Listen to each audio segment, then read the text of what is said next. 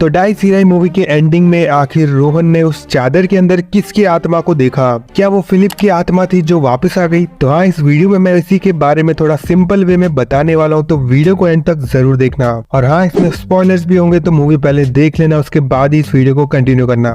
तो अब सवाल यही है कि आखिर मूवी के एंडिंग में रोहन ने किसके आत्मा को देखा? क्या फिलिप की आत्मा फिर से आ गया? तो अब मैं बता देता हूँ, मूवी के एंडिंग में उस चादर के अंदर फिलिप की आत्मा नहीं बल्कि कनी की आत्मा थी। हाँ, बिल्कुल सही सुना, उस चादर के अंदर कनी की आत्मा थी। मूवी खत्म होते होते हमें यही लग रहा था कि रोहन के घर में उसको फिलिप की आत्मा उसे परेशान कर रहा था, लेकिन नहीं, ऐसा नहीं था। रोहन के घर में सिर्फ फिलिप की आत्मा नहीं बल्कि कनी की भी आत्मा एग्जिस्ट कर रही थी, और उसके हिंट हमें मूवी में दिए भी गए थे। जैसे कि एक सीन में अगर ध्यान दिया होगा तो रोहन जब अपने बेड पर सो रहा था तब उसके बालों को कोई आकर सहलाता है, जो कि ऑफ कोर्स कनी का कैरेक्टर ही ऐसा करती है। रोहन के फोन में एक वीडियो क्लिप में हमने देखा भी था। लेकिन यहाँ पे ध्यान देने वाली बात ये है, इस सीन में रोहन जब डर के मारे उठता है तब उसके पीछे सोफे की तरफ ध्यान दिया होगा तो वहाँ एक फिगर बैठा हुआ नजर आ रहा है, और कुछ ही पल में वहाँ से गायब भी हो जाता है। तो हाँ, इस सीन के बाद ये तो क्लियर हो गया था कि रोहन के घर में एक आत्मा नहीं बल्कि दो आत्माएं रह रहे थे। एक कनी की आत्मा थी जो रोहन के बालों को सहला रही थी,